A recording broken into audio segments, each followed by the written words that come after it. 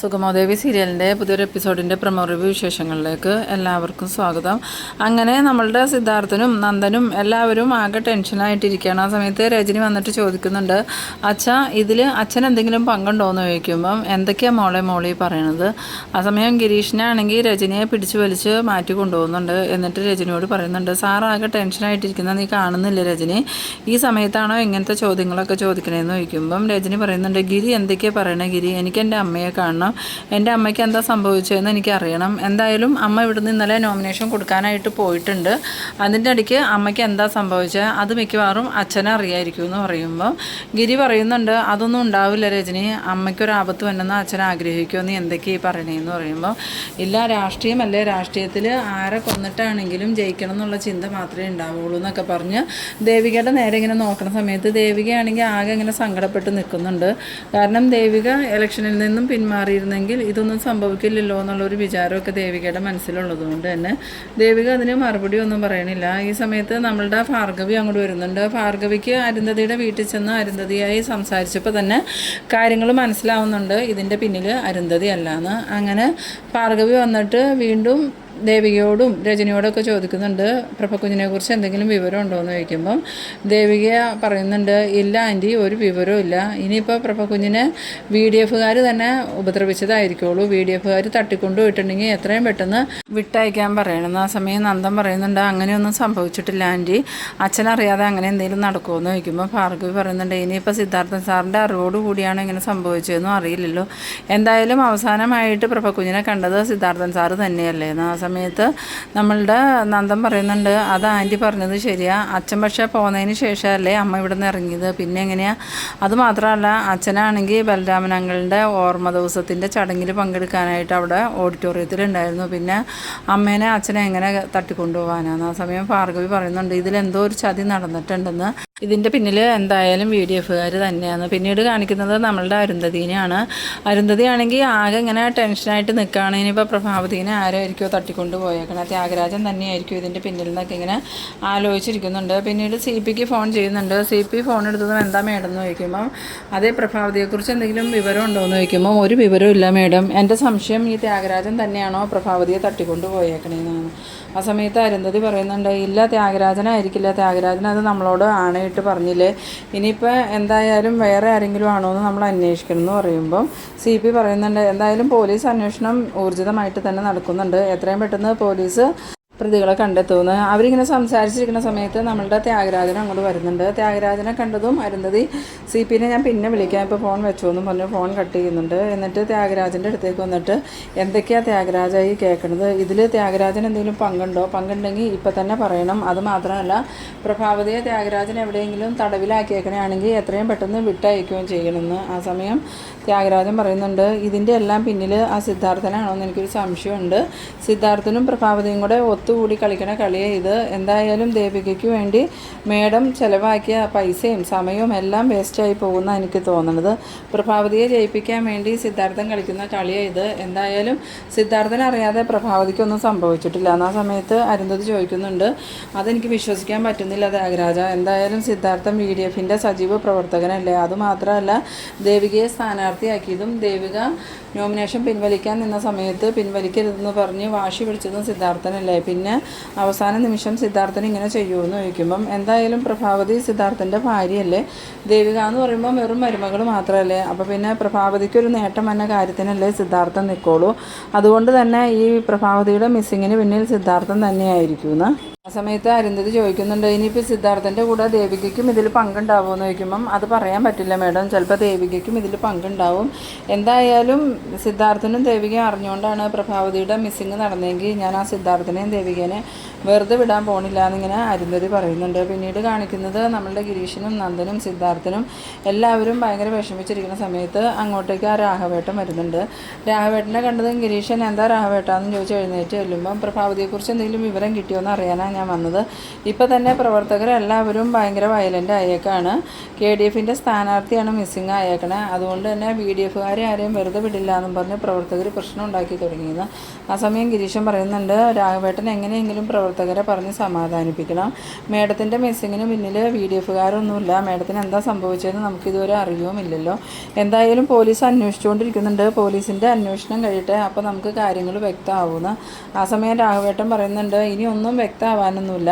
പ്രഭാവതിയുടെ മിസ്സിങ്ങിൻ്റെ പിന്നിൽ മുൻ MLA സിദ്ധാർത്ഥൻ തന്നെയാണ്, അതിലൊരു സംശയമില്ല. അധികം വൈകാതെ തന്നെ അത് പോലീസ് തെളിയിക്കും. സമയത്ത് ഗിരീഷൻ ചോദിക്കുന്നുണ്ട്, രാഘവേട്ടന് ഇത് എന്തൊക്കെയാണ് രാഘവേട്ട പറയണതെന്ന് ചോദിക്കുമ്പോൾ അതിൽ ഗിരീഷിനൊരു സംശയം വേണ്ട. നാളത്തെ പത്രത്തിൽ വാർത്ത വരാൻ പോകുന്നത് KDFൻ്റെ സ്ഥാനാർത്ഥി പ്രഭാവതി ചന്ദ്രോത്തിനെ തട്ടിക്കൊണ്ടുപോയ കേസിൽ മുൻ MLA സിദ്ധാർത്ഥൻ ചന്ദ്രോത്ത് അറസ്റ്റിൽ നിന്നായിരിക്കും, അല്ലെങ്കിൽ നോക്കിക്കോന്ന്.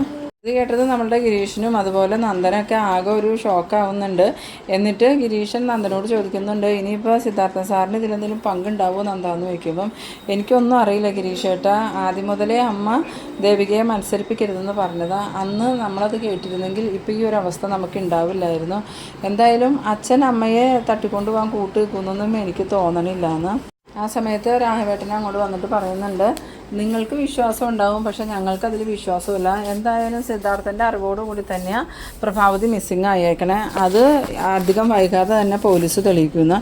അവരിങ്ങനെ സംസാരിച്ചിരിക്കുന്ന സമയത്ത് തന്നെ അങ്ങോട്ടേക്ക് ഒരു പോലീസ് ജീപ്പ് വരുന്നുണ്ട്. പോലീസ് ജീപ്പ് കണ്ടതും എല്ലാവരും വിചാരിക്കുന്നത് പ്രഭാവതിയെക്കുറിച്ച് എന്തോ വിവരം കിട്ടിയിട്ട് അത് പറയാൻ വേണ്ടി പോലീസ് വന്നാന്നോർത്ത് എല്ലാവരും ആകാംക്ഷയോടുകൂടി ഇങ്ങനെ നോക്കിയിരിക്കുന്ന സമയത്ത് സിദ്ധാർത്ഥൻ വന്നിട്ട് ആ SIയോട് ചോദിക്കുന്നുണ്ട്, എന്തായി സാർ, പ്രഭയെക്കുറിച്ച് എന്തെങ്കിലും അറിവ് കിട്ടിയോയെന്ന് ചോദിക്കുമ്പം ഞാൻ താങ്കളോട് അതിനെക്കുറിച്ച് സംസാരിക്കാൻ വേണ്ടിയിട്ടാണ് വന്നത്. എന്താ സാർ, എന്തെങ്കിലും വിവരമുണ്ടോ, പ്രഭ ഇപ്പോൾ എവിടെയുണ്ടെന്ന് ചോദിക്കുമ്പം അത് തന്നെ ഞാൻ നിങ്ങളോട് ചോദിക്കാനാണ് വന്നത്. അവസാനമായിട്ട് സിദ്ധാർത്ഥൻ സാറ് പ്രഭാവതി മേഡത്തെ കണ്ടത് എവിടെ വെച്ചാന്ന് ചോദിക്കുന്നു. ആ സമയത്ത് സിദ്ധാർത്ഥൻ പറയുന്നുണ്ട്, അത് ഞാൻ വീട്ടിൽ വെച്ചാൽ ഞാൻ പോകുന്നതിന് മുമ്പ് പ്രഭ എവിടെ ഉണ്ടായിരുന്നു. അതിനുശേഷം സിദ്ധാർത്ഥൻ സാറ് പ്രഭാവതി മേഡത്തെ കണ്ടിട്ടേ ഇല്ലേന്ന് ചോദിക്കുമ്പം ഇല്ല, പിന്നീട് ഞാൻ കണ്ടിട്ടേ ഇല്ല എന്ന് പറയുന്നു. ആ സമയത്ത് ആ SI ചോദിക്കുന്നുണ്ട്, അപ്പോൾ നിങ്ങൾ അമ്പലത്തിൽ വെച്ച് കണ്ടു എന്ന് പലരും പറയുന്നുണ്ടല്ലോ, അതിലെന്തെങ്കിലും സത്യം ഉണ്ടോ എന്ന് ചോദിക്കുന്നു. അത് കേട്ടത് നമ്മളുടെ സിദ്ധാർത്ഥനാണെങ്കിൽ ആകെ ഞെട്ടിപ്പോകുന്നു. അങ്ങനെ സിദ്ധാർത്ഥൻ അങ്ങോട്ട് നോക്കുന്ന സമയത്ത് ആ SI ചോദിക്കുന്നുണ്ട്, ഞാൻ നിങ്ങളോടാണ് ചോദിച്ചത്, നിങ്ങൾ ആ അമ്പലത്തിൻ്റെ അടുത്ത് വെച്ച് പ്രഭാവതി മേഡുമായിട്ട് എന്തൊക്കെയോ സംസാരിക്കുന്നുണ്ടായിരുന്നില്ലേ, അതെന്തായിരുന്നു എന്ന് ചോദിക്കുന്നു. ആ സമയത്ത് സിദ്ധാർത്ഥൻ ചോദിക്കുന്നുണ്ട്, സാറേ എന്തൊക്കെയായി പറയണേ, ഞാൻ പ്രഭയെ കണ്ടു എന്നോ.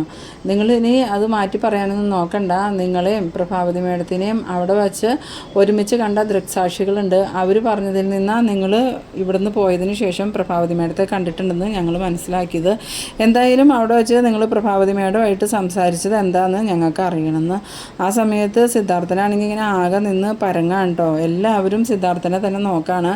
ആ സമയത്ത് നമ്മളുടെ ഭാർഗവിയാണെങ്കിൽ അവിടെ നിന്ന് രജനിയോട് പറയുന്നുണ്ട്, ഞാൻ അപ്പോഴേ പറഞ്ഞില്ലേ സിദ്ധാർത്ഥൻ സാർ അറിയാതെ ഒന്നും സംഭവിക്കില്ല എന്ന്. ഇപ്പം നിങ്ങൾക്ക് മനസ്സിലായില്ലേ, സിദ്ധാർത്ഥൻ സാറ് തന്നെയാണ് പ്രഭ കുഞ്ഞിൻ്റെ മിസ്സിങ്ങിൻ്റെ പിന്നിൽ നിന്ന്. എന്തായാലും സിദ്ധാർത്ഥൻ സാറിനെ ഇപ്പം തന്നെ പോലീസ് അറസ്റ്റ് ചെയ്യും എന്നൊക്കെ ഇങ്ങനെ പറയുന്നുണ്ട്.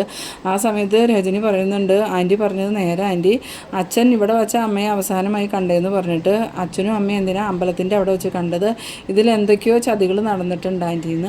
ഈ സമയത്ത് ഗിരീഷ് വന്നിട്ട് ആ SIയോട് ചോദിക്കുന്നുണ്ട്, സാർ എന്തൊക്കെയാണ് സാറേ ഈ പറയണേ, സിദ്ധാർത്ഥൻ സാർ അവസാനമായി പ്രഭാവതി മേഡത്തെ കണ്ടത് വീട്ടിൽ വച്ചല്ലേ, പിന്നെ എന്താ സാർ ഇങ്ങനെ പറയണേന്ന് ചോദിക്കുമ്പം അത് നിങ്ങളോട് പറഞ്ഞേക്കണ കാര്യങ്ങൾ ശരിക്കും സിദ്ധാർത്ഥനും പ്രഭാവതിയും ഇവിടുന്ന് പോയതിന് ശേഷം അമ്പലത്തിൻ്റെ അവിടെ വെച്ച് കണ്ടിട്ടുണ്ട്. അതിന് ദൃക്സാക്ഷികളുണ്ട്, അവരെല്ലാവരും ഞങ്ങൾക്ക് സാക്ഷിമൊഴി തന്നിട്ടുണ്ട്. അതുകൊണ്ട് തന്നെ പ്രഭാവതി ചന്ദ്രോത്തിനെ കാണാനില്ല എന്നുള്ള കേസിൽ സിദ്ധാർത്ഥൻ ചന്ദ്രോത്തിനെ അറസ്റ്റ് ചെയ്യാനാണ് ഞങ്ങൾ വന്നേക്കണമെന്ന്. പിന്നീട് കാണിക്കുന്നത് നമ്മളുടെ ചന്ദ്രമതിനെയും ത്യാഗരാജനെയാണ്. ചന്ദ്രമതി ത്യാഗരാജനോട് ചോദിക്കുന്നുണ്ട്, പ്രഭയെക്കുറിച്ച് എന്തെങ്കിലും വിവരം ഉണ്ടോ എന്ന് ചോദിക്കുമ്പം പ്രഭാവതിയെക്കുറിച്ച് ഒരു വിവരമില്ല, പക്ഷേ ഇതിൻ്റെ പിന്നിൽ കളിച്ചിരിക്കുന്നത് ആ സിദ്ധാർത്ഥൻ തന്നെയാണ്. ആ സമയം ചന്ദ്രമതി പറയുന്നുണ്ട്, നീ എന്തൊക്കെയാണ് ത്യാഗരാജ ഈ പറയണത്, സിദ്ധാർത്ഥൻ സ്വന്തം ഭാര്യയെ തട്ടിക്കൊണ്ടു പോകുന്നതാണോ പറയണതെന്ന് ചോദിക്കുമ്പം അതൊന്നും എനിക്കറിയില്ല, എന്തായാലും പ്രഭാവതിനെ ജയിപ്പിക്കാൻ വേണ്ടിയിട്ടായിരിക്കും സിദ്ധാർത്ഥൻ ഇങ്ങനെ ചെയ്തിരിക്കുന്നത്. ഇപ്പോൾ മിക്കവാറും പോലീസ് സിദ്ധാർത്ഥനെ അറസ്റ്റ് ചെയ്ത് കാണുമെന്ന്. ഈ സമയത്ത് നമ്മളുടെ ശാരികയാണെങ്കിൽ ഇങ്ങനെ TV-യിൽ ന്യൂസ് കണ്ടുകൊണ്ടിരിക്കുകയാണ്. പെട്ടെന്ന് തന്നെയാണ് ബ്രേക്കിംഗ് ന്യൂസ് എന്ന് പറഞ്ഞ് കാണിക്കുന്നത്. അത് കണ്ടതും ശാരികയാണെങ്കിൽ ആകെ ഷോക്കാവുന്നുണ്ട്. അത് വേറെ ഒന്നുമല്ല, KDFൻ്റെ സ്ഥാനാർത്ഥി പ്രഭാവതി ചന്ദ്രോത്തിനെ തട്ടിക്കൊണ്ടുപോയ കേസിൽ VDFൻ്റെ മുൻ MLA സിദ്ധാർത്ഥൻ ചന്ദ്രോത്ത് അറസ്റ്റിൽ നിന്നുള്ള ആ ഒരു ന്യൂസാണ് കാണിക്കുന്നത്. അതിനോടൊപ്പം തന്നെ സിദ്ധാർത്ഥനെ പോലീസ് കയ്യിൽ വിലങ്ങൊക്കെ വെച്ച് കൊണ്ടുപോകുന്ന ആ ഒരു ദൃശ്യങ്ങളും കാണുന്നുണ്ട്. ഇത് കണ്ടത് നമ്മളുടെ ശാരിക ആകെ ഷോക്കായിട്ട് നമ്മളുടെ മാധവനെയും രാധികേനെയും വിളിക്കുന്നുണ്ട്. അച്ഛാ അമ്മയെ നിങ്ങൾ ഓടി വന്നേ, ദേ ഒരു കാഴ്ച കണ്ട്, ഇതൊക്കെ എന്താണെന്ന് ചോദിക്കുമ്പം രാധികയും മാധവനും വന്നിട്ട് അവരും ഈ കാഴ്ചകൾ കണ്ട് ഞെട്ടിപ്പോകുന്നുണ്ട്. എന്നിട്ട് രാധിക പറയുന്നുണ്ട്, ഇതൊക്കെ സത്യമായിരിക്കും മാധവേട്ടാന്ന് ചോദിക്കുമ്പം അറിയില്ലല്ലോ രാധിക, എന്തായാലും രാഷ്ട്രീയമല്ലേ, രാഷ്ട്രീയത്തിൽ പല കളികളും നടക്കും. എന്നാലും പ്രഭാവതിയെ സിദ്ധാർത്ഥൻ സാറ് തട്ടിക്കൊണ്ടു പോകുമെന്ന് എനിക്ക് വിശ്വസിക്കാൻ പറ്റണില്ല എന്ന്. ആ സമയത്ത് മാധവൻ പറയുന്നുണ്ട്, ഇനിയിപ്പോൾ സത്യം ഏതാ നുണ ഏതാന്ന് നമ്മളെങ്ങനെ അറിയും? എന്തായാലും പ്രഭാവതി വന്നാലല്ലേ സത്യങ്ങൾ മനസ്സിലാക്കാൻ പറ്റുള്ളൂ. ആ സമയത്ത് രാധിക ചോദിക്കുന്നുണ്ട്, പ്രഭാവതി എവിടെയാണെന്ന് എന്തെങ്കിലും കിട്ടിയോയെന്ന് ചോദിക്കുമ്പം അതിനെക്കുറിച്ചൊന്നും വാർത്തയിൽ പറയണില്ല. എന്തായാലും സിദ്ധാർത്ഥൻ സാറിനെ ചോദ്യം ചെയ്താലല്ലേ പ്രഭാവതി ആൻറ്റി എവിടെയാണെന്ന് അറിയാൻ പറ്റുള്ളൂ.